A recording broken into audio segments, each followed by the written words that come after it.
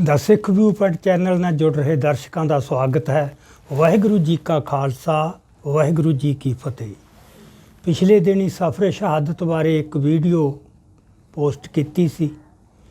उस वीडियो दे विच कुछ जिहड़े हैगे सफ़र दे कांड ਉਹ ਜਾਂ ਛੱਡਤੇ ਸੀ ਜਾਂ बहुत संखेप करते सी, क्योंकि वीडियो बहुत ज़्यादा लंबी हो गई सी। सो हुण कुछ स्नेहियां दी मंग दे उत्ते कुछ जिहड़े कांड जिहड़े ਉਹ ਚੋਂ मिसिंग सीगे ਉਹਨਾਂ ਨੂੰ ਕਰਨ ਦੀ ਕੋਸ਼ਿਸ਼ ਕਰਾਂਗੇ।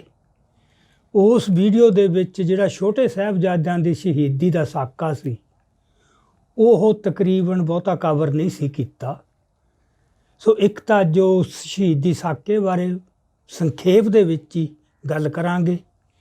ਦੂਜਾ, ਜਦੋਂ ਗੁਰੂ ਸਾਹਿਬ ਨੂੰ ਸਾਹਿਬਜ਼ਾਦਿਆਂ ਦੀ ਸ਼ਹਾਦਤ ਦਾ ਪਤਾ ਲੱਗਿਆ ਤਾਂ ਉਹਨਾਂ ਦਾ ਜੋ ਪ੍ਰਤੀਕਰਮ ਸੀ ਉਹਦੇ ਬਾਰੇ ਗੱਲ ਕਰਾਂਗੇ। ਸੋ ਪਹਿਲਾਂ ਸਾਹਿਬਜ਼ਾਦਿਆਂ ਦੀ ਸ਼ਹੀਦੀ ਦੇ ਬਾਰੇ ਗੱਲ ਕਰਦੇ ਹਾਂ। ਇਹ ਤਾਂ ਆਪਾਂ ਗੱਲ ਕਰ ਲਈ ਸੀ ਕਿ ਜਦੋਂ ਸਰਸਾ ਦੇ ਉੱਤੋਂ ਪਰਿਵਾਰ ਵਿਛੜ ਗਿਆ ਸੀ ਤਾਂ ਛੋਟੇ ਸਾਹਿਬਜ਼ਾਦੇ ਤੇ ਮਾਤਾ ਗੁਜਰੀ ਜੀ ਨੂੰ ਗੰਗੂ ਆਪਣੇ ਨਾਲ ਲੈ ਗਿਆ ਸੀ ਆਪਣੇ ਪਿੰਡ। ਸਿੱਧੇ ਹੀ ਉੱਥੋਂ ਸਰਸਾ ਪਾਰ ਕਰਕੇ ਉਹਦੇ ਪਿੰਡ ਪਹੁੰਚੇ। ਸਹੇੜੀ ਜਾਂ ਖੇੜੀ ਦੋਵੇਂ ਨਾਂ ਚੱਲਦੇ ਨੇ ਉਸ ਪਿੰਡ ਦੇ, ਮਰਿੰਡੇ ਦੇ ਨੇੜੇ ਹੈ। ਸੋ ਉੱਥੇ ਜਾ ਕੇ ਰਾਤ ਗੁਜ਼ਾਰੀ ਗੰਗੂ ਦੇ ਘਰ। ਤੇ ਇਹ ਆਪਾਂ ਸਾਰਿਆਂ ਨੇ ਸੁਣਿਆ ਹੋਇਆ ਹੈ ਬਰਤਾਂਤ ਕਿ ਗੰਗੂ ਨੇ ਫਿਰ ਜਾ ਕੇ ਮਰਿੰਡੇ ਜਾ ਕੇ ਜਿਹੜਾ ਕੋਤਵਾਲ ਹੈ ਉਸ ਨੂੰ ਇਤਲਾਹ ਕਰਤੀ। ਤੇ ਇਸ ਕਰਕੇ ਉਸ ਕੋਤਵਾਲ ਨੇ ਉਹਨਾਂ ਨੂੰ ਗ੍ਰਿਫਤਾਰ ਕਰਕੇ ਸਾਹਿਬਜ਼ਾਦਿਆਂ ਨੂੰ ਤੇ ਮਾਤਾ ਜੀ ਨੂੰ ਸਰਹੰਦ ਵਜ਼ੀਰ ਖਾਂ ਦੇ ਹਵਾਲੇ ਕਰ ਦਿੱਤਾ ਸੀ। ਹੁਣ ਇਹਦੇ ਵਿੱਚੋਂ ਜਿਹੜੀ ਸਾਡੇ ਵਾਸਤੇ ਸੋਚਣ ਵਾਲੀ ਗੱਲ ਹੈ ਅਹਿਮ ਸਭ ਤੋਂ, ਉਹ ਇਹ ਹੈ ਕਿ ਜਿਹੜਾ ਗੰਗੂ ਹੈ ਉਸ ਨੇ ਜਿਹੜਾ ਇਹ ਘੋਰ ਪਾਪ ਹੈ ਕਿਉਂ ਕੀਤਾ। ਇਹ ਸਵਾਲ ਉਦੋਂ ਤੋਂ ਜਿਹੜੇ ਸਿੱਖ ਵਿਦਵਾਨ ਹੈ ਜਾਂ ਕਥਾਕਾਰ ਜਾਂ ਪ੍ਰਚਾਰਕ ਹੈ ਉਹ ਇਹਦੀ ਆਪੋ ਆਪਣੀ ਮੱਤ ਮੁਤਾਬਕ ਵਿਆਖਿਆ ਕਰਦੇ ਆ ਰਹੇ, ਕਿਉਂਕਿ ਇਹਦੀ ਕੋਈ ਸੌਖੀ ਜਿਹੀ ਵਿਆਖਿਆ ਸੰਭਵ ਨਹੀਂ। ਇੱਕ ਗੱਲ ਜਿਹੜੀ ਜ਼ਿਆਦਾ ਪ੍ਰਚਲਿਤ ਹੋਈ ਉਹ ਇਹ ਸੀ ਕਿ ਮਾਤਾ ਜੀ ਕੋਲੇ ਇੱਕ ਮੋਹਰਾਂ ਦੀ ਥੈਲੀ ਸੀ ਜਿਹੜੀ ਉੱਥੋਂ ਉਹ ਨਾਲ ਲੈ ਕੇ ਆਏ ਸੀ। ਤੇ ਉਹ ਥੈਲੀ ਦੇਖ ਕੇ ਜਿਹੜਾ ਗੰਗੂ ਬ੍ਰਾਹਮਣ ਹੈ ਉਹਦਾ ਮਨ ਲਲਚਾ ਗਿਆ ਸੀ ਤੇ ਉਹ ਥੈਲੀ ਵਾਸਤੇ ਉਹਨੇ ਇਹ ਐਡਾ ਵੱਡਾ ਘੋਰ ਪਾਪ ਕੀਤਾ। ਪਰ ਇਹ ਜਿਹੜੀ ਵਿਆਖਿਆ ਇਹ ਠੀਕ ਨਹੀਂ ਜਾਪਦੀ ਦੋ ਕਾਰਨਾਂ ਕਰਕੇ। ਇੱਕ ਤਾਂ ਇਹ ਕਿ ਜਿਵੇਂ ਆਪਾਂ ਪਿਛਲੀ ਵੀਡੀਓ ਦੇ ਵਿੱਚ ਵੀ ਗੱਲ ਕੀਤੀ ਸੀ ਕਿ ਜਦੋਂ ਉਹ ਅਨੰਦਪੁਰ ਸਾਹਿਬ ਦਾ ਕਿਲ੍ਹਾ ਛੱਡਿਆ ਤਾਂ ਉੱਥੋਂ ਉਹ ਕੋਈ ਵੀ ਇਹੋ ਜਿਹੀ ਕੀਮਤ, ਕੋਈ ਮੋਹਰਾਂ ਜਾਂ ਕੋਈ ਮਾਇਆ ਉਹ ਨਾਲ ਲੈ ਕੇ ਨਹੀਂ ਚੱਲੇ ਸੀ। ਉਹ ਸਾਰੀ ਉਹਨਾਂ ਨੇ ਦਰਿਆ ਦੇ ਵਿੱਚ ਰੋੜ ਦਿੱਤੀ ਸੀ। ਇਹਦੇ ਬਾਰੇ ਆਪਾਂ ਬਾਖੂਬੀ ਵਿਸਥਾਰ 'ਚ ਗੱਲ ਕਰ ਚੁੱਕੇ ਹਾਂ। ਸੋ ਇਸ ਕਰਕੇ ਇਹ ਜਿਹੜੀ ਗੱਲ ਹੈ ਕਿ ਉਹ ਥੈਲੀ ਮਾਤਾ ਜੀ ਨੇ ਨਾਲ ਰੱਖੀ ਸੀ, ਇਹ ਕਹਾਣੀ ਪ੍ਰਚਲਿਤ ਤਾਂ ਹੋ ਗਈ ਕਿਉਂਕਿ ਜਿਹੜੀ ਆਮ ਮੱਤ ਹੈ, ਜੋ ਆਮ ਸਮਝ ਹੈ, ਉਹਦੇ 'ਚ ਇਹੀ ਸਭ ਤੋਂ ਵੱਧ ਜਚਨਹਾਰ ਲੱਗਦੀ ਹੈ ਕਿ ਸਫ਼ਰ 'ਤੇ ਤੁਰਨ ਵੇਲੇ ਅਕਸਰ ਬੰਦੇ ਜੋ ਕੀਮਤੀ ਚੀਜ਼ ਹੈ, ਪੈਸਾ ਟਕਾ ਹੈ, ਸੋਨਾ ਹੈ, ਚਾਂਦੀ ਹੈ, ਕੁਛ ਵੀ ਹੈ, ਉਹ ਨਾਲ ਲੈ ਜਾਂਦੇ ਨੇ। ਜਦੋਂ ਕਿਤੇ ਇਹੋ ਜਿਹੀ ਵਿਪਤਾ ਦੇ ਵਿੱਚ ਵੀ ਘਰ-ਬਾਰ ਛੱਡਣਾ ਪੈ ਜੇ, 1947 ਦੇ ਉਜਾੜੇ ਵੇਲੇ ਵੀ ਅਸੀਂ ਦੇਖਿਆ ਜਾਂ ਹੋਰ ਦੁਨੀਆ ਦੇ ਵਿੱਚ ਇਹ ਵਰਤਾਰਾ ਆਮ ਵਾਪਰਦਾ ਹੈ। ਪਰ ਇਹ ਜਿਹੜੇ ਮਾਤਾ ਗੁਜਰੀ ਉਹ ਕੋਈ ਆਮ ਮਾਤਾ ਨਹੀਂ ਸੀ। ਇਹਦੀ ਆਪਾਂ ਵਿਆਖਿਆ ਕਰ ਚੁੱਕੇ ਹਾਂ ਕਿ ਉਹਨਾਂ ਨੇ ਕੋਈ ਇਹੋ ਜਿਹੀ ਚੀਜ਼ ਉੱਥੋਂ ਨਹੀਂ ਚੁੱਕੀ ਸੀ ਜਿਹਦਾ ਹੁਣ ਸਮਾਂ ਨਹੀਂ ਰਹਿ ਗਿਆ ਸੀ, ਉਹ ਪਿੱਛੇ ਛੱਡ ਆਏ ਸੀ। ਦੂਜੀ ਗੱਲ, ਜੇ ਉਹਨੇ ਥੈਲੀ ਚੋਰੀ ਕਰਨੀ ਹੁੰਦੀ ਸੁੱਤੇ ਪਿਆਂ ਦੀ ਜਾਂ ਇਵਨ ਖੋਹਣੀ ਵੀ ਹੁੰਦੀ ਮਾਤਾ ਜੀ ਤੋਂ ਤਾਂ ਉਹਨੂੰ ਕੋਈ ਵੱਡੀ ਸਮੱਸਿਆ ਨਹੀਂ ਸੀ ਕਿ ਉਹ ਉਹਨਾਂ ਤੋਂ ਵੈਸੇ ਵੀ ਥੈਲੀ ਖੋਹ ਸਕਦਾ ਸੀ ਤੇ ਉਹਨਾਂ ਨੂੰ ਘਰੋਂ ਬਾਹਰ ਕਰ ਸਕਦਾ ਸੀ। ਸੋ ਜਿਹੜਾ ਜਾ ਕੇ ਕੋਤਵਾਲ ਨੂੰ ਸ਼ਿਕਾਇਤ ਕਰਨੀ ਤੇ ਵਜ਼ੀਰ ਖਾਨ ਤੱਕ ਪਹੁੰਚਾ ਦੇਣਾ ਸਾਹਿਬਜ਼ਾਦਿਆਂ ਨੂੰ, ਇਹ ਐਡਾ ਵੱਡਾ ਜਿਹੜਾ ਪਾਪ ਕੀਤਾ ਹੈ, ਇਹਦੀ ਕੋਈ ਸਧਾਰਨ ਵਿਆਖਿਆ ਸੰਭਵ ਨਹੀਂ। ਸੋ ਇਹਦੇ ਅੱਡ ਅੱਡ ਵਿਦਵਾਨਾਂ ਨੇ ਅਲੱਗ-ਅਲੱਗ ਕਾਰਨ ਦੱਸੇ ਨੇ। ਹਰਿੰਦਰ ਸਿੰਘ ਮਹਿਬੂਬ ਨੇ ਇਹਦੇ ਦੱਸਿਆ ਕਿ ਜਿਹੜੇ 2 ਜਾਂ 3 ਕਾਰਨ ਤਾਂ ਥੋੜ੍ਹੇ ਪ੍ਰਤੱਖ ਨਜ਼ਰ ਆ ਸਕਦੇ ਨੇ, ਜਿਹੜੇ ਮਨ ਨੂੰ ਜਚਣ ਵਾਲੇ ਹੈ। ਇੱਕ ਤਾਂ ਇਹ ਕਿ ਹੋ ਸਕਦਾ ਹੈ ਗੰਗੂ ਬ੍ਰਾਹਮਣ ਦੇ ਮਨ 'ਚ ਕੋਈ ਨਾ ਕੋਈ ਲੰਮੇ ਸਮੇਂ ਤੋਂ ਦਬੀ ਹੋਈ ਈਰਖਾ ਦੱਬੀ ਪਈ ਹੋਵੇ, ਕਿਉਂਕਿ ਘਰ ਦਾ ਉਹ ਨੌਕਰ ਸੀ, ਉਹਨੇ ਬੱਚਿਆਂ ਦੀ ਉਹਦੇ ਹੱਥਾਂ 'ਚ ਹੀ ਪਲੇ ਸੀਗੇ, ਅਤੇ ਉਹਨਾਂ ਬੱਚਿਆਂ ਨਾਲ ਇਸ ਤਰ੍ਹਾਂ ਦਾ ਐਡਾ ਪਾਪ ਕਰਨਾ, ਇਹਦੇ ਵਾਸਤੇ ਕੋਈ ਵੱਡੀ ਗੱਲ ਚਾਹੀਦੀ ਹੈ ਅੰਦਰ, ਕੋਈ ਨਫ਼ਰਤ। ਸੋ ਉਹ ਇਕੱਲੀ ਥੈਲੀ ਦੇ ਲਾਲਚ ਨਾਲ ਇਸ ਤਰ੍ਹਾਂ ਦੀ ਗੱਲ ਪੋਸੀਬਲ ਨਹੀਂ। ਸੋ ਮਤਲਬ ਇਹ ਇੱਕ ਸੁਭਾਵਨਾ ਬਣਦੀ ਹੈ, ਕਿਉਂਕਿ ਉਂਝ ਵੈਸੇ ਇਹੋ ਜਿਹੀਆਂ ਗੱਲਾਂ ਦੇ ਅਨੁਮਾਨ ਹੀ ਹੁੰਦੇ ਆ। ਤੁਸੀਂ ਕਿਸੇ ਦੇ ਦਿਲ ਅੰਦਰ ਵੜ ਕੇ ਤਾਂ ਇਹ ਗੱਲ ਬੁੱਝ ਨਹੀਂ ਸਕਦੇ। ਉਹਦੀ ਜੋ ਸੰਭਵ ਵਿਆਖਿਆ ਅਸੀਂ ਸੋਚ ਸਕਦੇ ਹਾਂ, ਉਹੀ ਦਿੱਤੀ ਜਾਂਦੀ ਹੈ। ਸੋ ਇੱਕ ਤਾਂ ਜਿਹੜੀ ਉਹਦੇ ਮਨ ਦੇ ਵਿੱਚ ਕਿਤੇ ਨਾ ਕਿਤੇ ਕੋਈ ਈਰਖਾ ਦੜੀ ਬੈਠੀ ਸੀ, ਅਤੇ ਉਸ ਮੌਕੇ 'ਤੇ ਉਹਨੂੰ ਇੱਕ ਮੌਕਾ ਮਿਲ ਗਿਆ ਅਤੇ ਉਹ ਈਰਖਾ ਉਹਨੇ ਆਪਦੀ ਕੱਢ ਲਈ। ਦੂਜੀ ਗੱਲ, ਜਾਂ ਫਿਰ ਜਿਹੜੀ ਹੈਗੀ ਆ ਕੋਈ ਜਗੀਰ ਦੀ ਲਾਲਸਾ, ਕਿਉਂਕਿ ਥੈਲੀ ਵਾਲੀ ਗੱਲ ਅਸੀਂ ਰੱਦ ਕਰਤੀ ਹੈ, ਪਰ ਫਿਰ ਵੀ ਇਹ ਪਤਾ ਹੈ ਕਿ ਸਰਕਾਰਾਂ ਆਪਦੇ ਕਿਸੇ ਬਾਗੀ ਨੂੰ ਫੜਨ ਵਾਸਤੇ ਅਕਸਰ ਇਨਾਮ ਦੇ ਲਾਲਚ ਦਿੰਦੀਆਂ ਨੇ। ਸੋ ਇਸ ਤਰ੍ਹਾਂ ਦਾ ਕੋਈ ਲਾਲਚ ਵੀ ਉਹਦੇ ਮਨ 'ਚ ਆਇਆ, ਅਤੇ ਦੂਜੀ ਗੱਲ ਕੋਈ ਨਾ ਕੋਈ ਉਹਦੇ ਵਿੱਚ ਨਫ਼ਰਤ ਉਹਨਾਂ ਪ੍ਰਤੀ ਦਬੀ ਪਈ ਸੀ, ਉਹ ਵੀ ਹੋਈ। ਸੋ ਇਹ ਤਾਂ ਹੈਗੇ ਥੋੜ੍ਹੇ ਆਪਾਂ ਕਹੀਏ ਕਿ ਪ੍ਰਤੱਖ ਕਾਰਨ। ਪਰ ਹਰਿੰਦਰ ਸਿੰਘ ਮਹਿਬੂਬ ਨੇ ਕਿਹਾ ਕਿ ਇੱਕ ਕਾਲਾ ਭੇਤ ਵੀ ਸੀਗਾ, ਜਿਹੜਾ ਤੀਜਾ ਕਾਰਨ ਹੈ। ਉਹ ਇਹ ਸੀ ਕਿ ਕਈ ਬੰਦਿਆਂ ਦੇ ਦਿਲ ਦੇ ਵਿੱਚ ਕੋਈ ਨਾ ਕੋਈ ਕਮੀਨਗੀ ਦਬੀ ਪਈ ਹੁੰਦੀ ਹੈ, ਅਤੇ ਉਹ ਕਿਸੇ ਵੇਲੇ ਜਾ ਕੇ ਅਤ ਭਿਆਨਕ ਸਮਿਆਂ ਦੇ ਵਿੱਚ ਰੂਪ ਦੇ ਵਿੱਚ ਪ੍ਰਗਟ ਹੁੰਦੀ ਹੈ।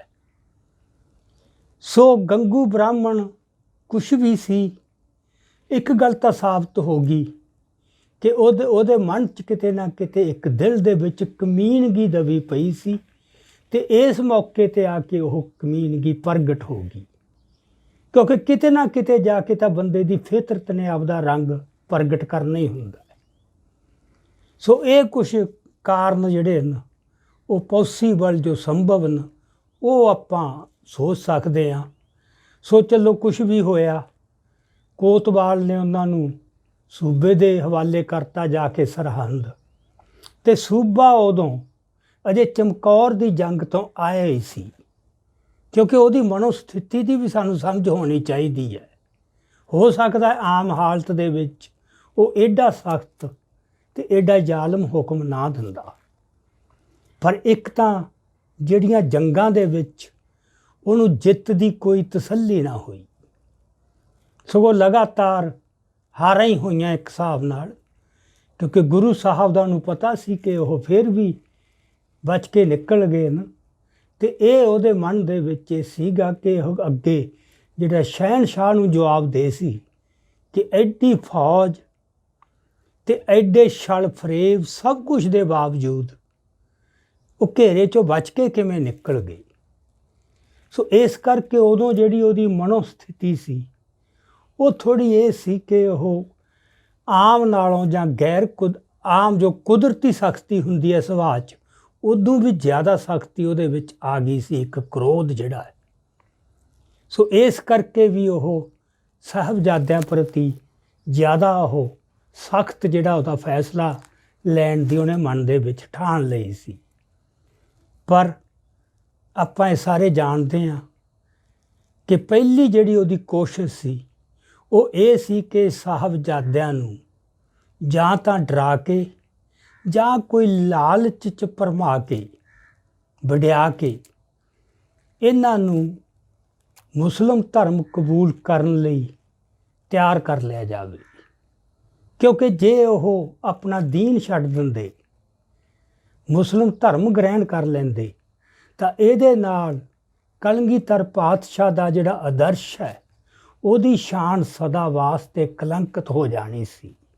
ਇਹ ਕਿਸੇ ਵੀ ਜੰਗੀ ਜਿੱਤ ਨਾਲੋਂ ਵੱਡੀ ਗੱਲ ਸੀ, ਜਿਹਦੇ ਨਾਲ ਉਹਨੂੰ ਇਹ ਬਹੁਤ ਵੱਡੀ ਤਸੱਲੀ ਮਿਲਣੀ ਸੀ। ਇਸ ਕਰਕੇ ਉਹਨੇ ਭਰੀ ਕਚਹਿਰੀ ਦੇ ਵਿੱਚ, ਕਿਉਂਕਿ ਪਹਿਲਾਂ ਤਸੀਹੇ ਦਿੱਤੇ, ਪਹਿਲਾ ਢੰਗ ਉਹ ਅਪਣਾਇਆ, ਫਿਰ ਲਾਲਚ ਦਿੱਤੇ, ਤੇ ਭਰੀ ਕਚਹਿਰੀ ਦੇ ਵਿੱਚ ਸਾਹਿਬਜ਼ਾਦਿਆਂ ਨੇ ਜਿਵੇਂ ਲਾਲਚ ਠੁਕਰਾਏ ਤੇ ਜਿਸ ਤਰ੍ਹਾਂ ਦੇ ਜਵਾਬ ਦਿੱਤੇ, ਜਿਨ੍ਹਾਂ ਉਹਨੂੰ ਸ਼ਰਮਿੰਦਾ ਕੀਤਾ ਜਾਂ ਝੂਠਾ ਸਾਬਤ ਕੀਤਾ, ਉਹਦੇ ਵਿੱਚੋਂ ਫਿਰ ਉਸਨੇ ਜਿਹੜਾ ਆਪਣਾ ਹੈਗਾ ਸਿਰੇ ਦਾ ਜਿਹੜਾ ਪਾਪ ਹੈ ਉਹ ਕਰਨ ਦਾ ਫੈਸਲਾ ਕਰ ਲਿਆ ਸੀ। ਸੋ ਉਸ ਨੇ ਸਾਹਿਬਜ਼ਾਦਿਆਂ ਨੂੰ ਜਿਉਂਦਿਆਂ ਨੂੰ ਕੰਧ ਦੇ ਵਿੱਚ, ਦੀਵਾਰ ਦੇ ਵਿੱਚ ਚਿਣਨ ਦਾ ਹੁਕਮ ਦਿੱਤਾ। ਇਹ ਹੁਕਮ ਸੁਣਦਿਆਂ ਮਲੇਰਕੋਟਲੇ ਦਾ ਜਿਹੜਾ ਨਵਾਬ ਸੀ ਸ਼ੇਰ ਖਾਂ, ਉਹਦੀ ਰੂਹ ਕਰਲਾ ਉੱਠੀ। ਉਸ ਨੇ ਇੱਕ ਬਹੁਤ ਵੱਡੀ ਦਲੀਲ ਸਾਹਮਣੇ ਲਿਆਂਦੀ ਕੁਰਾਨ ਦੇ ਜਾਂ ਸ਼ਰਅ ਦੇ ਆਧਾਰ 'ਤੇ, ਕਿ ਜਿਹੜਾ ਸ਼ਰੀਅਤ ਦਾ ਨਿਯਮ ਹੈ ਉਹਦੇ ਵਿੱਚ ਕਿਸੇ ਬੰਦੇ ਦੇ ਗੁਨਾਹ ਲਈ ਉਹਦੇ ਬੱਚਿਆਂ ਨੂੰ ਸਜ਼ਾ ਨਹੀਂ ਦਿੱਤੀ ਜਾ ਸਕਦੀ। ਸੋ ਉਹਦੀ ਇਹ ਅਪੀਲ ਸੁਣ ਕੇ ਆਪਣੇ ਨਾਇਬ ਦੀ, ਕਿਉਂਕਿ ਨਵਾਬ ਸੀ ਤਾਂ ਉਹ ਤੋਂ ਛੋਟਾ ਹੀ, ਸੂਬੇਦਾਰ ਤੋਂ ਉਹਦਾ ਮਤਹਿਤ ਸੀ, ਪਰ ਉਹਨੇ ਜਿੰਨੇ ਜ਼ੋਰ ਨਾਲ ਇਹ ਦਲੀਲ ਦਿੱਤੀ, ਉਹਦੇ ਨਾਲ ਉਹ ਇੱਕ ਵਾਰ ਤਾਂ ਦੁਬਦਾ ਦੇ ਵਿੱਚ ਪੈ ਗਿਆ ਸੀ ਤੇ ਸੋਚੀ ਪੈ ਗਿਆ ਸੀ। ਹੁਣ ਜਿਹੜੀ ਇਸ ਤਰ੍ਹਾਂ ਦੀ ਸਥਿਤੀ ਹੁੰਦੀ ਹੈ ਕਿ ਬੰਦੇ ਦੀ ਜਿਹੜੀ ਫੈਸਲਾ ਜਿਹੜਾ ਉਹ ਕਰਨਾ ਚਾਹੁੰਦਾ ਹੈ, ਦੁਚਿੱਤੀ ਜਿਹਦੇ ਵਿੱਚ ਹੈ ਵੀ ਆਹ ਕਰਾਂ ਜਾਂ ਆਹ ਕਰਾਂ, ਉਸ ਮੌਕੇ ਕਿਸੇ ਤੀਜੇ ਬੰਦੇ ਦਾ ਜਿਹੜਾ ਦਖਲ ਹੈ ਉਹ ਬਹੁਤ ਵੱਡਾ ਫਰਕ ਪਾ ਦਿੰਦਾ ਹੈ। ਸੋ ਉਸ ਹਾਲਤ ਦੇ ਵਿੱਚ ਪਹਿਲਾਂ ਤਾਂ ਉਹਦਾ ਮਨ ਡੋਲਿਆ ਤੇ ਸੋਚੀ ਪਿਆ ਤੇ ਦੁਬਦਾ 'ਚ ਪਿਆ, ਪਰ ਐਨ ਉਸੇ ਮੌਕੇ ਜਿਹੜਾ ਉਹਦਾ ਦੀਵਾਨ ਸੀਗਾ ਸੁੱਚਾ ਨੰਦ, ਉਸ ਨੇ ਬੜੇ ਸਖਤ ਤੇ ਕੁਰਖਤ ਆਵਾਜ਼ ਦੇ ਵਿੱਚ ਕਿਹਾ ਕਿ ਖਾਨ ਸਾਹਿਬ, ਸੱਪਾਂ ਦੇ ਬੱਚੇ ਸੱਪ ਹੀ ਬਣਦੇ ਨੇ। ਇਹ ਗੱਲ ਜਦੋਂ ਉਹਨੇ ਕਹੀ ਤਾਂ ਜਿਹੜਾ ਉਹਦਾ ਢੋਲ ਦਾ ਮਨ ਸੀ ਉਹ ਫੇਰ ਟਿਕ ਗਿਆ ਤੇ ਉਹਨੇ ਫੇਰ ਸਖਤ ਫੈਸਲਾ ਜਿਹੜਾ ਸਿਰੇ ਦਾ ਪਾਪ ਹੈ ਉਹ ਸੁਣਾ ਦਿੱਤਾ।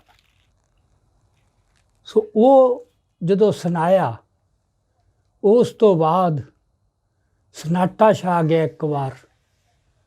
ਤੋ ਸਾਹਿਬਜ਼ਾਦਿਆਂ ਨੇ ਜਿਸ ਤਰ੍ਹਾਂ ਉਸ ਨੂੰ ਜਿੰਨੀ ਬੇਪਰਵਾਹੀ ਨਾਲ ਕਬੂਲ ਕੀਤਾ, ਉਹ ਆਪਾਂ ਸਾਰਿਆਂ ਨੂੰ ਪਤਾ ਹੈ।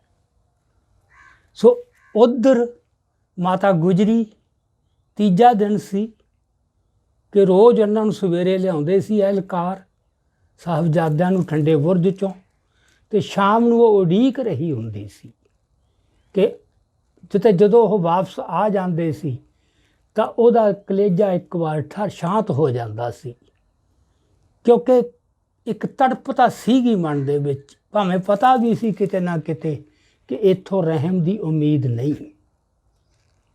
ਹੁਣ ਜਿਹੜਾ ਇਹ ਹੈਗਾ ਆਪਣਾ ਸੂਬੇ ਦਾ ਵਜ਼ੀਰ ਖਾਂ ਦਾ ਫੈਸਲਾ, ਆਪਾਂ ਇਹ ਸੋਚੀਏ ਕਿ ਜੇ ਉਹ ਰਹਿਮ ਕਰ ਲੈਂਦਾ, ਉਹਨਾਂ ਦੀ ਉਮਰ ਦੇਖ ਕੇ, ਉਹਨਾਂ ਦੀ ਮਾਸੂਮੀਅਤ ਦੇਖ ਕੇ ਸਾਹਿਬਜ਼ਾਦਿਆਂ ਦੀ, ਤਾਂ ਉਹਦਾ ਇਤਿਹਾਸ ਦੇ ਵਿੱਚ ਕਿਸ ਤਰ੍ਹਾਂ ਦਾ ਸਥਾਨ ਹੋਣਾ ਸੀ, ਕਿੱਡਾ ਮਾਣ ਮਿਲਣਾ ਸੀ ਉਹਨੂੰ ਇਤਿਹਾਸ ਦੇ ਵਿੱਚ। ਪਰ ਅਜਿਹਾ ਮਾਣ ਵਜ਼ੀਰ ਖਾਂ ਦੇ ਨਸੀਬਾਂ 'ਚ ਨਹੀਂ ਲਿਖਿਆ ਹੋਇਆ ਸੀ। ਸੋ ਉਹਨੂੰ ਇੱਕ ਜ਼ਾਲਮ ਜਾਂ ਅੱਤ ਦੇ ਜ਼ੁਲਮ ਦੇ ਪ੍ਰਤੀਕ ਦੇ ਤੌਰ 'ਤੇ ਇਤਿਹਾਸ ਵਿੱਚ ਉਹਦਾ ਨਾਮ ਅੰਕਿਤ ਹੋਣਾ ਸੀ। ਸੋ ਉੱਧਰ ਮਾਤਾ ਗੁਜਰੀ ਉਡੀਕ ਰਹੀ ਹੈ, ਪਰ ਉਸ ਦਿਨ ਸਾਹਿਬਜ਼ਾਦੇ ਵਾਪਸ ਨਹੀਂ ਆਏ। ਹੁਣ ਜਿਹੜੀ ਇਹ ਉਡੀਕ ਹੁੰਦੀ ਹੈ, ਇਹ ਜਿਹੜੇ ਬੰਦਿਆਂ ਦਾ ਤਜਰਬਾ ਹੈ, ਹੁਣ ਵੀ ਮੌਜੂਦਾ ਦੌਰ ਦੇ ਅੰਦਰ ਵੀ ਪੁਲਿਸ ਦੇ ਜਿਹੜੇ ਤਸੀਹਾ ਕੇਂਦਰਾਂ ਦੇ ਵਿੱਚ ਜਿਹੜੇ ਬੰਦੇ ਗੈਰ ਕਾਨੂੰਨੀ ਤੌਰ 'ਤੇ ਰੱਖੇ ਜਾਂਦੇ ਸੀ, ਜਾਂ ਜਿਨ੍ਹਾਂ ਨੂੰ ਮਾਰਨ ਦਾ ਫੈਸਲਾ ਕਰ ਲਿਆ ਜਾਂਦਾ ਸੀ ਕਿ ਇਹਨਾਂ ਤੋਂ ਲੋੜੀਂਦੀ ਜਾਣਕਾਰੀ ਲੈ ਕੇ ਇਹਨਾਂ ਦੀ ਜਾਨ ਖਤਮ ਕਰਨੀ ਹੈ। ਸੋ ਜਦੋਂ ਉਹਨਾਂ ਨੂੰ ਕਿਤੇ ਉਹ ਜੀਪ 'ਚ ਬਿਠਾ ਕੇ ਜਾਂ ਲਿਜਾਂਦੇ ਸੀਗੇ ਪੁਲਿਸ ਵਾਲੇ, ਤਾਂ ਇੱਕ ਵਾਰ ਆਲਾ ਦੁਆਲਾ ਸਾਰੇ 'ਚ ਸਨਾਟਾ ਜਿਹਾ ਛਾ ਜਾਂਦਾ ਸੀ ਕਿ ਕੋਈ ਵੱਡਾ ਕਹਿਰ ਵਰਤਾਉਣ ਜਾ ਰਹੇ ਨੇ। ਸੋ ਇਸ ਤਰ੍ਹਾਂ ਹੀ ਮਾਤਾ ਗੁਜਰੀ ਨੂੰ ਇਹ ਅਹਿਸਾਸ ਹੋ ਗਿਆ ਸੀ ਕਿ ਜਿਹੜੀ ਚੀਜ਼ ਦੀ ਉਡੀਕ ਸੀ, ਉਹ ਠੰਡੇ ਬੁਰਜ 'ਚ ਹੀ ਉਹਨੇ 3 ਦਿਨ ਆਪਣੇ ਪੋਤਰਿਆਂ ਦੀ ਸ਼ਹੀਦੀ ਦਾ ਇੰਤਜ਼ਾਰ ਕੀਤਾ ਸੀ। ਹੁਣ ਜਿਹੜੇ ਉਹ 3 ਦਿਨ ਲੰਘੇ, ਉਹ ਸਾਡੇ ਜਿਹੜੇ ਹੈਗੇ ਆ ਪ੍ਰਚਾਰਕ ਜਾਂ ਕਥਾਕਾਰ ਜਾਂ ਵਿਦਵਾਨ, ਉਹਦੇ ਵਿੱਚ ਵੀ ਇੱਕ ਗੱਲ ਬੜੀ ਪ੍ਰਚਲਿਤ ਹੈ ਕਿ ਹਰ ਰੋਜ਼ ਮਾਤਾ ਗੁਜਰੀ ਸਾਹਿਬਜ਼ਾਦਿਆਂ ਨੂੰ ਹੌਸਲਾ ਦਿੰਦੀ ਸੀ ਕਿ ਨਾ ਤੁਸੀਂ ਕਿਸੇ ਲਾਲਚ ਵਿੱਚ ਡੋਲਣਾ ਅਤੇ ਨਾ ਬਿਲਕੁਲ ਭੈ ਮੰਨਣਾ। ਵੀ ਸਿੱਖਿਆ ਦਿੰਦੀ ਸੀ, ਰਾਤ ਨੂੰ ਉਹਨਾਂ ਨੂੰ ਤਿਆਰ ਕਰਦੀ ਸੀ। ਇਹ ਵੀ ਹੁਣ ਸਾਡੀ ਜਿਹੜੀ ਆਮ ਮੱਤ ਹੈ, ਇਹ ਉੱਥੋਂ ਨਿਕਲੀਆਂ ਹੋਈਆਂ ਗੱਲਾਂ ਹੈ। ਜਿਵੇਂ ਆਮ ਜ਼ਿੰਦਗੀ ਦੇ ਵਿੱਚ ਵਾਪਰਦਾ ਹੈ ਕਿ ਕਿਸੇ ਬਜ਼ੁਰਗ ਮਾਤਾ ਦੇ ਪੋਤਿਆਂ 'ਤੇ ਕੋਈ ਵੱਡੀ ਵਿਪਤਾ ਆ ਜਾਵੇ ਅਤੇ ਉਹਨੂੰ ਇਹ ਲੱਗੇ ਵੀ ਇਹ ਡੋਲ ਨਾ ਜਾਣ ਅਤੇ ਉਹਨਾਂ ਨੂੰ ਮੈਂ ਕਾਇਮ ਕਰਨਾ ਹੈ, ਉਹਨਾਂ ਦਾ ਜਿਹੜਾ ਹੈਗਾ ਉਹਨਾਂ 'ਚ ਅਡੋਲਤਾ ਲੈ ਕੇ ਆਉਣੀ ਹੈ। ਇਹ ਆਮ ਜੀ ਸਾਡੇ ਬੰਦਿਆਂ ਦੀ ਸਮਝ ਬਣ ਜਾਂਦੀ ਹੈ ਕਿ ਜ਼ਿੰਦਗੀ ਇਸ ਤਰ੍ਹਾਂ ਹੀ ਹੁੰਦਾ ਅਤੇ ਉਸ ਤਰ੍ਹਾਂ ਹੀ ਫਿਰ ਉਹ ਇਹਦੀ ਵਿਆਖਿਆ ਕਰ ਦਿੰਦੇ ਨੇ। ਪਰ ਇੱਥੇ ਜਿਹੜੀ ਆਪਾਂ ਪਿਛਲੀ ਵੀਡੀਓ 'ਚ ਵੀ ਗੱਲ ਕੀਤੀ ਸੀ, ਉਹ ਇਹ ਸੀ ਕਿ ਇਹ ਪੋਤੇ ਕੋਈ ਸਧਾਰਨ ਪੋਤੇ ਨਹੀਂ ਸੀ, ਇਹ ਪੈਗੰਬਰ ਦੇ ਪੁੱਤਰ ਸੀ। ਸੋ ਮਾਤਾ ਗੁਜਰੀ ਨੂੰ ਰਤੀ ਪਰ ਵੀ ਕੋਈ ਸ਼ੱਕ ਨਹੀਂ ਸੀ ਵੀ ਇਹ ਕਿਸੇ ਲਾਲਚ 'ਚ ਭਰਮਾਏ ਜਾਣਗੇ ਜਾਂ ਕਿਸੇ ਭੈ ਵਿੱਚ ਆ ਜਾਣਗੇ। ਇਹ ਗੱਲ ਦਾ ਤਾਂ ਸਾਨੂੰ ਵਰਕਾ ਹੀ ਪਾੜ ਦੇਣਾ ਚਾਹੀਦਾ ਹੈ। ਬਾਕੀ ਉਹ ਚੁੱਪ ਕਰਕੇ ਤਾਂ ਰਾਤਾਂ ਕੱਟਦੇ ਨਹੀਂ ਸੀ ਜਾਂ ਬਹਿੰਦੇ ਨਹੀਂ ਹੋਣੇ, ਵਾਰਤਾਲਾਪ ਤਾਂ ਚੱਲਦਾ ਹੋਣਾ। ਉਹ ਵਾਰਤਾਲਾਪ ਕੀ ਹੋਊ, ਉਸ ਵਾਰਤਾਲਾਪ ਦਾ ਹੁਣ ਮਾਣ ਲਾਉਣ ਲਈ ਜਿਹੜੀ ਸੁਰਤ ਹੈ ਬਹੁਤ ਉੱਚੀ ਚਾਹੀਦੀ ਹੈ, ਉੱਥੋਂ ਤੱਕ ਪਹੁੰਚ ਕੇ। ਪਰ ਸਾਡੀ ਇਹ ਇੱਕ ਕਮਜ਼ੋਰੀ ਹੈ, ਜਿੰਨੇ ਵੀ ਆਪਾਂ ਦੁਨਿਆਵੀ ਬੰਦੇ ਹਾਂ, ਸਾਡੀ ਸੁਰਤ ਕੁਛ ਵੀ ਹੈ, ਬੁੱਧੀ ਜਿੰਨੀ ਵੀ ਮਰਜ਼ੀ ਤੇਜ਼ ਕਿਉਂ ਨਾ ਹੋਵੇ, ਲਫ਼ਜ਼ ਸਾਨੂੰ ਜਿੰਨੇ ਵੀ ਮਰਜ਼ੀ ਕਿਉਂ ਨਾ ਆਉਂਦੇ ਹੋਣ, ਅਸੀਂ ਉਸ ਮਾਹੌਲ ਦਾ, ਉਸ ਅਵਸਥਾ ਦਾ ਅੰਦਾਜ਼ਾ ਨਹੀਂ ਲਾ ਸਕਦੇ। ਹਾਂ, ਜਿੱਦੇ ਕੋਈ ਪਹੁੰਚ ਗਿਆ, ਜਿੱਦੇ ਉਹ ਇਸ ਨੂੰ ਪੇਸ਼ ਕਰੂਗਾ ਅਸਲੀ ਰੰਗ 'ਚ ਵੀ ਕੀ ਗੱਲਾਂ ਹੋਈਆਂ ਹੋਣਗੀਆਂ, ਤਾਂ ਫਿਰ ਉਸ ਇਤਿਹਾਸ ਦੀ ਜਿਹੜੀ ਠੁੱਕ ਹੈ ਅਤੇ ਜਿਹੜੀ ਉਹਦੀ ਰੰਗਤ ਹੈ, ਉਹ ਬਿਲਕੁਲ ਵੱਖਰੀ ਹੋਊਗੀ। ਸੋ ਆਪਾਂ ਇਹ ਮੰਨ ਕੇ ਚੱਲੀਏ, ਅਸੀਂ ਜੋ ਇਤਿਹਾਸ ਸੁਣ ਰਹੇ ਹਾਂ ਉਹ ਕਿਤੇ ਨਾ ਕਿਤੇ ਅਧੂਰੇ ਅਤੇ ਨੁਕਸਦਾਰ ਹੈ, ਪਰ ਉਹਦਾ ਅਜੇ ਕੋਈ ਇਲਾਜ ਕੋਈ ਨਹੀਂ। ਉਹ ਚੱਲਣਗੇ, ਚੱਲਣੇ ਵੀ ਚਾਹੀਦੇ ਆ। ਹੁਣ ਇਸ ਗੱਲ ਕਰਕੇ ਤਾਂ ਕੋਈ ਚੁੱਪ ਰਹਿ ਨਹੀਂ ਸਕਦਾ ਅਤੇ ਨਾ ਕੋਈ ਕਹਿ ਸਕਦਾ ਵੀ ਮੇਰੀ ਮੱਤ ਉੱਥੋਂ ਤੱਕ ਨਹੀਂ ਜਾਂਦੀ। ਪਰ ਸਾਨੂੰ ਇਹ ਗੱਲ ਹਰ ਵੇਲੇ ਜ਼ਿਹਨ 'ਚ ਰੱਖਣੀ ਚਾਹੀਦੀ ਹੈ ਕਿ ਜਦੋਂ ਗੁਰੂ ਇਤਿਹਾਸ ਦੀ ਕੋਈ ਵੀ ਗੱਲ ਸੁਣਨੀ ਹੈ, ਕਿਤੇ ਵੀ ਉਹਨੂੰ ਆਮ ਪੱਧਰ, ਔਸਤਨ ਪੱਧਰ ਤੱਕ ਨਾ ਲਿਆਂਦਾ ਜਾਵੇ ਅਤੇ ਕੋਸ਼ਿਸ਼ ਕੀਤੀ ਜਾਵੇ ਕਿ ਉਹਦੇ ਇਲਾਹੀ ਰੰਗ ਨੂੰ ਫੜਿਆ ਜਾਵੇ, ਉਹਦੀਆਂ ਜਿਹੜੀਆਂ ਇਲਾਹੀ ਪਰਤਾਂ ਹਨ ਉਹਨਾਂ ਨੂੰ ਸਮਝਣ ਦਾ ਯਤਨ ਕੀਤਾ ਜਾਵੇ। ਸੋ ਇਸ ਤਰ੍ਹਾਂ ਛੋਟੇ ਸਾਹਿਬਜ਼ਾਦਿਆਂ ਦੀ ਸ਼ਹਾਦਤ ਹੋ ਗਈ ਅਤੇ ਉਹਨਾਂ ਦੀ ਸ਼ਹਾਦਤ ਤੋਂ ਬਾਅਦ ਮਾਤਾ ਗੁਜਰੀ ਨੇ ਵੀ ਜਿਉਣਾ ਨਹੀਂ ਸੀ, ਸੋ ਉਹਨਾਂ ਨੇ ਵੀ ਆਪਣੇ ਪ੍ਰਾਣ ਤਿਆਗ ਦਿੱਤੇ। ਹੁਣ ਉਹ ਜਿਹੜਾ ਠੰਡਾ ਬੁਰਜ ਹੈ, ਜਦੋਂ ਉਹ ਆਪਣੇ ਅਸਲੀ ਰੂਪ ਦੇ ਵਿੱਚ ਸੀ, ਮੌਲਕ ਜਿਵੇਂ ਸੀ, ਜਿੱਥੇ ਕਿ ਉਹਨਾਂ ਨੇ ਉਹ ਸਾਰਾ ਕੁਛ ਇਹ ਵਾਪਰਿਆ, ਜਦੋਂ ਉਹ ਆਪਦੇ ਅਸਲੀ ਰੂਪ ਸੀ, ਤਾਂ ਮੈਂ ਇੱਕ ਵਿਦਵਾਨ ਦਾ ਬਿਰਤਾਂਤ ਪੜ੍ਹਿਆ, ਭਗਤ ਲਛਮਣ ਸਿੰਘ, ਜਿਹੜਾ ਅੱਜ ਤੋਂ 125 ਸਾਲ ਪਹਿਲਾਂ ਹੋਇਆ ਹੈ। ਅੰਗਰੇਜ਼ਾਂ ਵੇਲੇ ਬਹੁਤ ਉੱਚੀ ਵਿੱਦਿਆ ਪ੍ਰਾਪਤ ਕੀਤੀ ਸੀ, ਬਹੁਤ ਚੰਗੇ ਖਾਨਦਾਨ 'ਚੋਂ ਸੀ। ਉਹ ਭਗਤਾਂ ਦਾ ਖਾਨਦਾਨ ਕਹਿੰਦੇ ਸੀਗੇ, ਹਰ ਇੱਕ ਦੇ ਨਾਂ ਪਿੱਛੇ ਭਗਤ ਲੱਗਦਾ ਸੀ, ਅਤੇ ਜਿਹੜਾ 1984 ਦੇ ਵਿੱਚ ਦਿੱਲੀ ਦੇ ਦੰਗਿਆਂ ਦਾ ਮੁੱਖ ਦੋਸ਼ੀ HKL ਭਗਤ ਹੈ, ਉਹ ਉਸੇ ਅੰਸ਼ ਦੇ ਵਿੱਚੋਂ ਸੀ, ਅਨਫਾਰਚੂਨੇਟਲੀ, ਬਦਕਿਸਮਤੀ ਨਾਲ।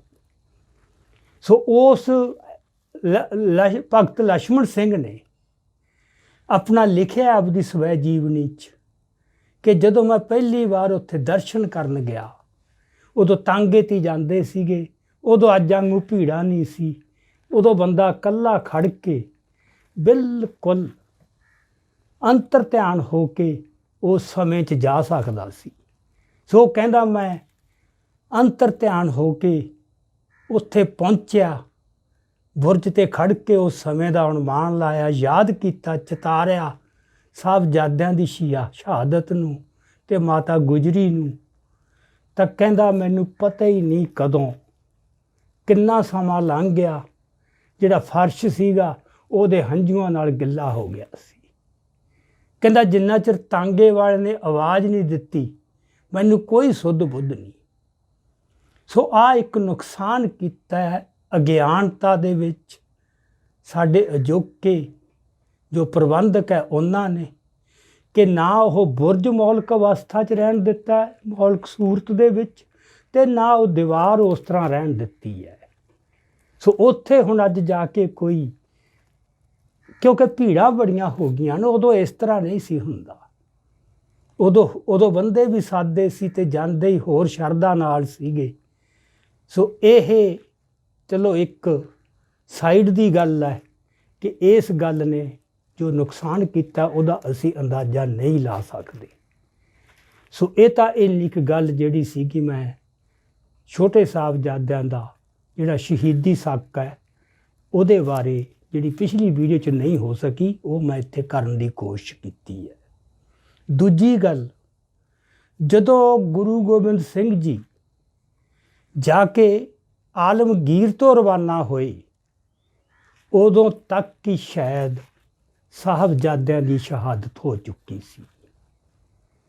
ਇਹ ਆਪਾਂ ਪਿਛਲੀ ਵੀਡੀਓ 'ਚ ਗੱਲ ਕੀਤੀ ਸੀ ਕਿ ਉਹ ਆਲਮਗੀਰ ਤੋਂ ਚੱਲੇ ਚਿੱਟੇ ਘੋੜੇ 'ਤੇ ਸਵਾਰ ਹੋ ਕੇ, ਨਾਲ ਉਹਨਾਂ ਦੇ ਤਿੰਨੇ ਸਿੰਘ ਹਨ, ਉੱਥੋਂ ਚੱਲੇ। ਹੁਣ ਕਿੱਥੇ ਜਾਣਾ ਸੀ, ਇਹ ਕੋਈ ਵੀ ਗੱਲ ਇਸ ਤਰ੍ਹਾਂ ਨਹੀਂ ਸੀ ਕਿ ਜਿੱਧਰ ਨੂੰ ਠੀਕ ਲੱਗਿਆ ਤੁਰ ਪਏ। ਉਸ ਸਫ਼ਰ ਦਾ ਨਿਸ਼ਾਨਾ, ਉਹਦੇ ਮੁਕਾਮ ਉਹ ਨਿਸ਼ਚਿਤ ਸੀ ਗੁਰੂ ਸਾਹਿਬ ਦੇ ਜਿਹਨ 'ਚ। ਤਾਂ ਸੋ ਕੁਛ ਵੀ ਬਿਨਾਂ ਕਿਸੇ ਉਸ ਤਰ੍ਹਾਂ ਨਹੀਂ ਸੀ ਪਿਉਂ ਤੋਂ ਚੱਲ ਰਿਹਾ। ਸੋ ਤੁਰੇ ਉਹ ਉੱਥੋਂ ਆਲਮਗੀਰ ਤੋਂ ਰਾਏ ਕੱਲਾ, ਰਾਏ ਕੋਟ ਦਾ ਜਿਹੜਾ ਸਰਦਾਰ ਸੀਗਾ, ਮੁਸਲਿਮ ਸਰਦਾਰ, ਬੜਾ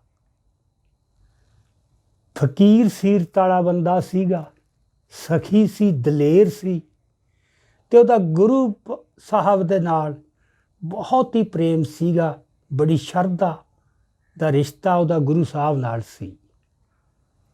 ਉਹਨੂੰ ਖਿੱਚ ਪੈ ਰਹੀ ਸੀ ਕਿਤੇ ਗੁਰੂ ਦੀ, ਕਿਉਂਕਿ ਜੋ ਅਨੰਦਪੁਰ ਸਾਹਿਬ ਛੱਡਣ ਤੋਂ ਬਾਅਦ ਜੋ ਕੁਝ ਵਾਪਰਿਆ, ਉਹਦੀਆਂ ਉੱਡਦੀਆਂ ਖਬਰਾਂ ਰਾਏ ਕੱਲੇ ਤੱਕ ਪਹੁੰਚ ਚੁੱਕੀਆਂ ਸੀ। ਸੋ ਮਨ ਬੇਚੈਨ ਸੀ ਬਹੁਤ, ਅਤੇ ਯਾਦ ਹੀ ਕਰ ਰਿਹਾ ਸੀ। ਅਤੇ ਦੂਰੋਂ ਉਹਨੂੰ ਇੱਕ ਚਿੱਟੇ ਘੋੜੇ ਦੇ ਉੱਤੇ ਨੀਲੇ ਬਾਣੇ ਵਿੱਚ ਬੈਠਾ, ਅਤੇ ਨਾਲ ਉਸੇ ਬਾਣੇ 'ਚ 3 ਮੁਰੀਦ ਪੈਦਲ ਚੱਲ ਰਹੇ ਦੂਰੋਂ ਨਜ਼ਰ ਆਏ। ਜਿਉਂ-ਜਿਉਂ ਨੇੜੇ ਆਉਂਦੇ ਗਏ ਦੇਖਦਾ ਰਿਹਾ। ਜਦੋਂ ਕਾਫੀ ਨੇੜੇ ਆ ਗਏ ਤਾਂ ਉਹਨੂੰ ਪਛਾਣਨ 'ਚ ਕੋਈ ਔਕਾਈ ਨਾ ਹੋਈ। ਉਦੋਂ ਉਹ ਸੀਲੋਆਣਾ ਦੀ ਜੂਹ ਦੇ ਵਿੱਚ ਉਹਦਾ ਡੇਰਾ ਸੀ। ਸੋ ਗੁਰੂ ਸਾਹਿਬ ਆਏ, ਉਹ ਭੱਜ ਕੇ ਉਹਨਾਂ ਦੇ ਚਰਨਾਂ 'ਚ ਨਮਸਕਾਰ ਕੀਤਾ, ਅਤੇ ਇੱਕਦਮ ਭੁੱਬਾ ਮਾਰ ਕੇ ਰੋਣ ਲੱਗ ਗਿਆ, ਕਿਉਂਕਿ ਉਹਨੂੰ ਪਤਾ ਲੱਗ ਚੁੱਕਿਆ ਸੀਗਾ ਕੀ ਕੁਛ ਵਾਪਰ ਚੁੱਕਿਆ ਹੈ। ਉਹ ਯਾਦ ਹੀ ਕਰ ਰਿਹਾ ਸੀਗਾ ਗੁਰੂ ਸਾਹਿਬ ਨੂੰ। ਸੋ ਗੁਰੂ ਸਾਹਿਬ ਉੱਥੇ ਆਏ ਤਾਂ ਇੱਕ ਵਾਰ ਫੇਰ ਉਸ ਨੇ, ਰਾਏ ਕੱਲੇ ਨੇ, ਜੋ ਖਬਰਾਂ ਸੁਣੀਆਂ ਸੀ, ਜੋ ਵੀ ਉਹਦੇ ਕੋਲ ਜਾਣਕਾਰੀ ਸੀ, ਉਹ ਰੋਂਦਿਆਂ ਗੁਰੂ ਸਾਹਿਬ ਨੂੰ ਸਾਰੀ ਜਾਣਕਾਰੀ ਦਿੱਤੀ। ਪਰ ਜਦੋਂ ਛੋਟੇ ਸਾਹਿਬਜ਼ਾਦਿਆਂ ਦਾ ਜ਼ਿਕਰ ਆਇਆ ਕਿ ਉਹ ਸਰਹੰਦ ਪਹੁੰਚ ਗਏ, ਅੱਗੋਂ ਉਹਨੂੰ ਵੀ ਕੋਈ ਨਿਸ਼ਚਿਤ ਜਾਣਕਾਰੀ ਨਹੀਂ ਸੀ, ਅਨੁਮਾਨ ਹੀ ਸੀ। ਇਸ ਕਰਕੇ ਜਦੋਂ ਸਾਹਿਬਜ਼ਾਦਿਆਂ ਦਾ ਜ਼ਿਕਰ ਆਇਆ ਛੋਟਿਆਂ ਦਾ, ਤਾਂ ਉਹਨੇ ਆਪਣੇ ਨੂਰੇ ਮਾਹੀ ਨੂੰ ਆਵਾਜ਼ ਦਿੱਤੀ। ਉਹ ਆਇਆ ਤੇ ਉਹਨੂੰ ਜਾ ਕੇ ਕਿਹਾ ਕਿ ਫੌਰਨ ਘੋੜਾ ਲੈ ਤੇ ਸਰਹੰਦ ਜਾ, ਉੱਥੋਂ ਜੋ ਵੀ ਜਾਣਕਾਰੀ ਮਿਲਦੀ ਹੈ ਸਹੀ, ਉਹ ਲੈ ਕੇ ਜਿੰਨੀ ਛੇਤੀ ਹੋ ਸਕੇ ਓਨੀ ਛੇਤੀ ਵਾਪਸ ਆ ਜਾ। ਸੋ ਇਹ ਖਿਦਮਤ ਉਹਨੇ ਨੂਰੇ ਮਾਹੀ ਨੂੰ ਸੌਂਪੀ ਤੇ ਗੁਰੂ ਸਾਹਿਬ ਉਹਦੇ ਕੋਲ ਹੀ ਰਹੇ। ਤੇ ਆਪਾਂ ਉਮੀਦ ਕਰ ਸਕਦੇ ਹਾਂ ਕਿ ਕੁਝ ਦਿਨ ਤਾਂ ਲੱਗੇ ਹੋਣਗੇ, 2-3 ਦਿਨ 4 ਦਿਨ, ਤੇ ਉਡੀਕ ਰਹੇ ਨੂਰੇ ਮਾਹੀ ਨੂੰ। ਜਦੋਂ ਉਹ ਮੁੜ ਕੇ ਆਇਆ, ਦੂਰੋਂ ਹੀ ਉਹਨੂੰ ਆਉਂਦੇ ਨੂੰ ਦੇਖਿਆ ਘੋੜੇ ਤੇ, ਉਦੋਂ ਕਹਿੰਦੇ ਗੁਰੂ ਸਾਹਿਬ ਇੱਕ ਮਿੱਟੀ ਦੀ ਛੋਟੀ ਜਿਹੀ ਜਿਹੜੀ ਢਿੱਗ ਹੁੰਦੀ ਹੈ, ਟਿੱਬੀ ਹੁੰਦੀ ਹੈ, ਉਹਦੇ ਤੇ ਬੈਠੇ ਸੀ। ਕਿਉਂਕਿ ਇਹ ਸਾਡੇ ਪੰਜਾਬ ਦੇ ਉਸ ਮੌਕੇ ਦਾ ਜਿਹੜਾ ਭੋਏ ਦ੍ਰਿਸ਼ ਸੀਗਾ, ਉਹਦੇ 'ਚ ਦੈੜਾਂ, ਟਿੱਬੀਆਂ, ਝਿੜੀਆਂ ਇਹ ਬਹੁਤ ਆਮ ਸੀ। ਸੋ ਉੱਥੇ ਬੈਠੇ ਨੇ ਉਹ, ਤੇ ਉਹਨਾਂ ਦੇ ਚਰਨਾਂ ਦੇ ਵਿੱਚ ਸੁੱਕੇ ਘਾਹ 'ਤੇ ਰਾਏ ਇਕੱਲਾ ਬੈਠਾ ਹੈ। ਨੂਰਾ ਮਾਹੀ ਆਇਆ, ਆਉਂਦਿਆਂ ਹੀ ਉਹਨੇ ਰੋ ਰੋ ਕੇ ਤੇ ਰੁਕ ਰੁਕ ਕੇ ਜੋ ਉਹਨੂੰ ਜਾਣਕਾਰੀ ਮਿਲੀ ਸੀ ਉਹ ਸਾਰੀ ਗੁਰੂ ਸਾਹਿਬ ਨੂੰ ਸੁਣਾਤੀ। ਤੇ ਜਦੋਂ ਉਹ ਸਾਰੀ ਮਿੱਥਿਆ ਸੁਣਾ ਰਿਹਾ ਸੀਗਾ ਤੇ ਗੁਰੂ ਸਾਹਿਬ ਬੈਠੇ ਕਿਸੇ ਬੇਧਿਆਨ ਉਦਾਸੀ 'ਚ ਇੱਕ ਕਾਹੀ ਦੇ ਛੋਟੇ ਜਿਹੇ ਬੂਟੇ ਦੀਆਂ ਜੜ੍ਹਾਂ ਖੁਰੇਦੀ ਜਾ ਰਹੇ ਸੀ। ਜਦੋਂ ਉਹਨੇ ਸਾਰੀ ਗੱਲ ਸੁਣਾਈ ਤੇ ਸਾਹਿਬਜ਼ਾਦਿਆਂ ਦੀ ਸ਼ਹੀਦੀ ਦਾ ਵਰਤਾਂਤ ਦੱਸਿਆ, ਬਸ ਚੁੱਪ ਹੋ ਗਿਆ। ਚਾਰੇ ਪਾਸੇ ਚੁੱਪ ਪਸਰ ਗਈ ਤੇ ਗੁਰੂ ਸਾਹਿਬ ਨੇ ਉਹ ਜਿਹੜਾ ਕਾਹੀ ਦਾ ਬੂਟਾ ਸੀਗਾ ਉਹ ਜੜ੍ਹਾਂ ਤੋਂ ਪੁੱਟਿਆ ਤੇ ਉਹਦੀ ਜਿਹੜੀ ਜੜ੍ਹ ਹੈ ਉਹਨੂੰ ਤੀਰ ਦੀ ਨੋਕ ਤੇ ਟੰਗ ਕੇ ਅਸਮਾਨ ਵੱਲ ਕੀਤਾ। ਤੇ ਫਿਰ ਬਹੁਤ ਹੌਲੇ ਪਰ ਦ੍ਰਿੜ ਲਫ਼ਜ਼ਾਂ ਦੇ ਵਿੱਚ ਬੋਲੇ ਕਿ ਇਸ ਜ਼ਾਲਮ ਰਾਜ ਦੀ ਜੜ੍ਹ ਇਸ ਤਰ੍ਹਾਂ ਪੁੱਟੀ ਜਾਵੇਗੀ, ਮਲੇਰ ਕੋਟਲਾ ਆਬਾਦ ਰਹੇਗਾ। ਇਹ ਹੁਣ ਸ਼ਬਦ ਬੋਲੇ ਤਾਂ ਬਹੁਤ ਧੀਮੀ ਆਵਾਜ਼ ਦੇ ਵਿੱਚ ਸੀ, ਦ੍ਰਿੜ ਲਹਿਜੇ ਵਿੱਚ ਵੀ ਸੀ, ਪਰ ਇਹਨਾਂ ਲਫ਼ਜ਼ਾਂ ਦੇ ਵਿੱਚ ਬਹੁਤ ਕੁਝ ਛੁਪਿਆ ਪਿਆ ਸੀ। ਸੋ ਇਹ ਲਫ਼ਜ਼ ਜਿਹੜੇ ਸੀ ਉਸ ਛਿਣ ਦੇ ਉੱਤੇ ਜਾਂ ਉਸ ਪਲ ਦੇ ਉੱਤੇ ਇੱਕ ਗਜਬਨਾਕ ਫੈਸਲੇ ਦੀ ਨੋਕ ਤੇ ਟੰਗੇ ਗਏ ਕਿ ਕੋਈ ਵੱਡਾ ਫੈਸਲਾ ਗੁਰੂ ਦੇ ਮਨ ਦੇ ਵਿੱਚ ਆ ਗਿਆ ਸੀਗਾ। ਉਹਦਾ ਸੰਕੇਤ ਹੀ ਦਿੱਤਾ ਬਸ ਉਹਨਾਂ ਨੇ, ਜੜ ਪੁੱਟਣ ਵਾਲਾ। ਸੋ ਉਹ ਜਿਹੜਾ ਛਿਣ ਹੈ ਉਹ ਕੋਈ ਆਮ ਛਿਣ ਨਹੀਂ ਸੀ ਇਤਿਹਾਸ, ਕਿਉਂਕਿ ਇਤਿਹਾਸ ਦੀਆਂ ਬਹੁਤ ਸਾਰੀਆਂ ਘਟਨਾਵਾਂ ਉਸ ਨੁਕਤੇ ਤੋਂ ਸ਼ੁਰੂ ਹੋਈਆਂ। ਫਿਰ ਜਾਂ ਇਹ ਕਹਿ ਲਓ ਕਿ ਬੜੇ ਚਿਰਾਂ ਤੋਂ, ਮੁੱਦਤ ਤੋਂ ਜਿਹੜੀ ਅਰੂਪ ਤੌਰ ਦੇ ਉੱਤੇ ਉਹ ਸਾਰੀਆਂ ਇੱਧਰ ਨੂੰ ਤੁਰੀਆਂ ਆਉਂਦੀਆਂ ਸੀ। ਸੋ ਉਹ ਨੁਕਤਾ ਇਤਿਹਾਸ ਦਾ ਜਿਹੜਾ ਹੈਗਾ ਜਾਂ ਸਮੇਂ ਦਾ ਜਿਹੜਾ ਉਹ ਪਲ ਹੈ, ਜਦੋਂ ਕਾਲ ਇੱਕ ਗਜਬਨਾਕ ਫੈਸਲੇ ਦੀ ਨੋਕ ਤੇ ਟੰਗਿਆ ਗਿਆ ਸੀ, ਉੱਥੋਂ ਫਿਰ ਇਤਿਹਾਸ ਦਾ ਜੋ ਸਿਲਸਿਲਾ ਆਰੰਭ ਹੋਇਆ, ਬਾਕੀ ਸਾਰਾ ਉਹ ਇਸ ਨੁਕਤੇ ਤੋਂ ਚੱਲ ਕੇ ਉਹਦੀ ਵਿਆਖਿਆ ਹੋ ਸਕਦੀ ਹੈ। ਸੋ ਉੱਥੇ ਫਿਰ ਗੁਰੂ ਸਾਹਿਬ ਰਹੇ 16 ਦਿਨ। ਰਾਏ ਇਕੱਲੇ ਨੇ ਉਹਨਾਂ ਦੀ ਖਿਦਮਤ ਕੀਤੀ। ਜਾਣ ਲੱਗਿਆ 16 ਦਿਨਾਂ ਬਾਅਦ ਆਪਣੀ ਜਿਹੜੀ ਗਾਤਰੇ ਵਾਲੀ ਛੋਟੀ ਕਿਰਪਾਨ ਉਹਨੂੰ ਨਿਸ਼ਾਨੀ ਭੇਟ ਕੀਤੀ, ਜਿਹੜੀ ਉਹਨੇ ਉਮਰ ਭਰ ਸਾਂਭ ਕੇ ਰੱਖੀ। ਸੋ ਇੱਥੋਂ ਉਹ ਦੀਨੇ ਨੂੰ ਚਾਲੇ ਪਾਏ ਉਹਨਾਂ ਨੇ। ਸੋ ਉਹ ਅਗਲੇ ਸਫ਼ਰ ਦੀ ਆਪਾਂ ਗੱਲ ਕਰ ਚੁੱਕੇ ਹਾਂ, ਪਰ ਕੁਛ ਸਨੇਹੀਆਂ ਦੀ ਮੰਗ ਉੱਤੇ ਜਿਹੜਾ ਦਮਦਮਾ ਸਾਹਿਬ ਤੋਂ ਦੀਨੇ ਕਾਂਗੜ ਤੱਕ ਦਾ ਸਫ਼ਰ ਹੈ, ਉਹ ਆਪਾਂ ਆਉਣ ਵਾਲੇ ਦਿਨਾਂ 'ਚ ਜੇ ਸਮਾਂ ਮਿਲਿਆ ਉਹ ਫਿਰ ਆਪਾਂ ਉਹਦੇ ਬਾਰੇ ਬਾਅਦ ਦੇ ਵਿੱਚ ਇਸੇ ਤਰ੍ਹਾਂ ਸੰਖੇਪ ਦੇ ਵਿੱਚ ਗੱਲਬਾਤ ਕਰਾਂਗੇ ਕਿ ਬੰਦਾ ਸਿੰਘ ਬਹਾਦਰ ਨੂੰ ਮਿਲਣਾ ਤੇ ਉਹਨੂੰ ਪੰਜਾਬ ਤੋਰਨਾ, ਇਹ ਸਾਰੇ ਕੁਛ ਦਾ ਵਰਤਾਰਾ ਕਿਵੇਂ ਵਾਪਰਿਆ ਜਾਂ ਇਹਦੀ ਕੀ ਵਿਆਖਿਆ ਬਣਦੀ ਹੈ। ਸੋ ਮਨ ਦੇ ਵਿੱਚ ਉਹ ਪਲ ਨੂੰ ਚਿਤਾਰਦੇ ਹੋਏ ਜਦੋਂ ਕਾਹੀ ਦੇ ਬੂਟੇ ਦੀ ਜੜ ਤੀਰ ਦੀ ਨੋਕ ਤੇ ਟੰਗ ਦਿੱਤੀ ਸੀ। ਆਓ ਫਤਿਹ ਗਜਾਈਏ। ਕੁਝ ਦਿਨਾਂ ਬਾਅਦ ਫਿਰ ਮਿਲਾਂਗੇ। ਵਾਹਿਗੁਰੂ ਜੀ ਕਾ ਖਾਲਸਾ, ਵਾਹਿਗੁਰੂ ਜੀ ਕੀ ਫਤਿਹ।